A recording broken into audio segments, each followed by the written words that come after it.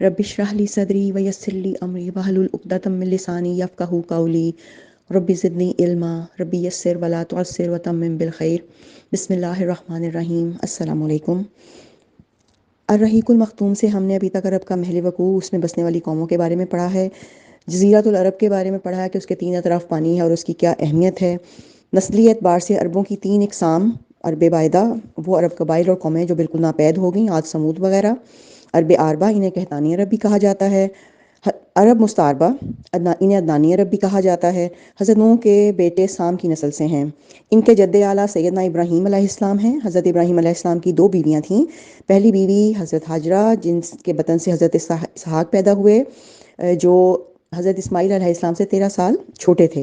दूसरी बीवी हज़रत हाजरा अलैहिस्सलाम, जिनके बदन से हज़रत इस्माईल अलैहिस्सलाम पैदा हुए।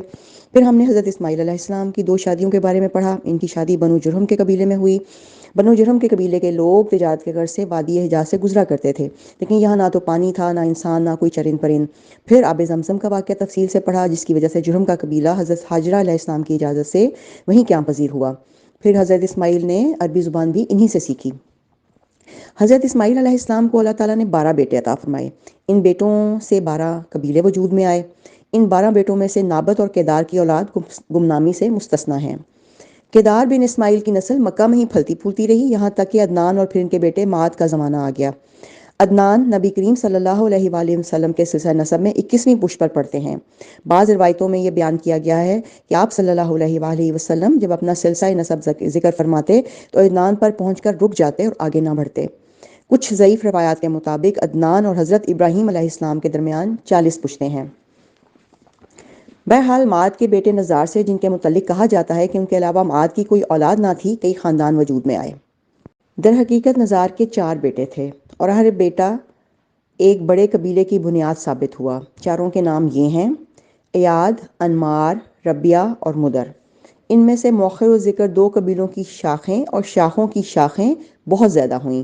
चुनांचे रबिया से असद बिन रबिया, अनज़ा, अब्दुल कैस, वाइल, बकर, तगलब और बनु हनीफा वगैरह वजूद में आए। मुदर की औलाद 2 बड़े कबीलों में तकसीम हुई: कैस ऐलान बिन मुदर, अलियास बिन मुदर। कैस ऐलान से बनु सलीम, बनु हवाजिन, बनु गतफ़ान, गतफ़ान से अबस, ज़ुबियान, अशजा और गनी इब्न आसुर के कबाइल वजूद में आए।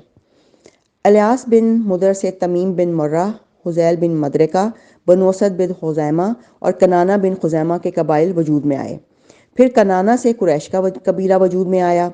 यह कबीला फ़हर बिन मालिक बिन नज़र बिन कनाना की औलाद है। फिर कुरैश भी मुख्तलिफ शाखों में तकसीम हुए।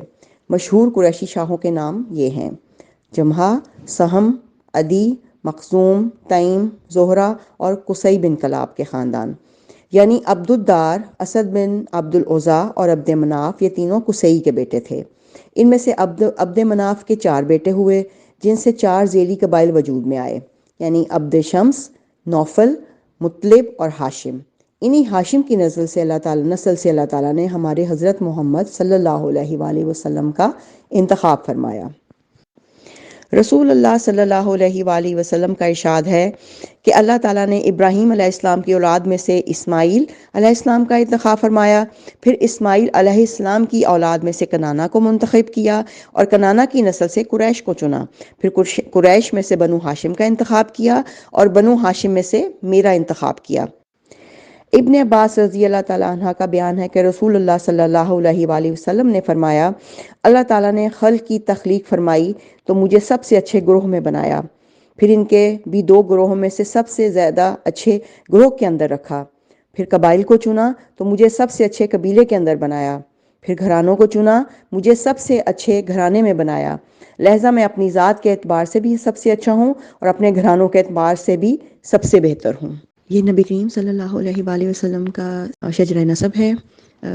मैंने इसको फ़्लो चार्ट्स में थोड़ा सा समराइज़ करने की कोशिश की है ताकि हमें समझ में आ सके। थोड़ा सा मुश्किल है, नाम याद रखने मुश्किल हैं और शायद नाम याद रखने की इतनी ज़रूरत नहीं है जितना इसको समझना ज़रूरी है कि कहाँ से नस्ल चली और कहाँ तक हम पहुँचे हैं और वहाँ पे उसके अंदर क्या क्या वाक़यात होते रहे, क्योंकि वही جب ہم پڑھتے ہیں قرآن پاک کو تفسیر کے ساتھ اور سیرت النبی کو تفصیل کے ساتھ، تو یہی لگتا ہے کہ جیسے ہمارے ہی حالات و واقعات ہیں، تو ہمیں ان کو اپنے ساتھ ان کی مشابہت کرنا ذرا آسان ہو جاتا ہے۔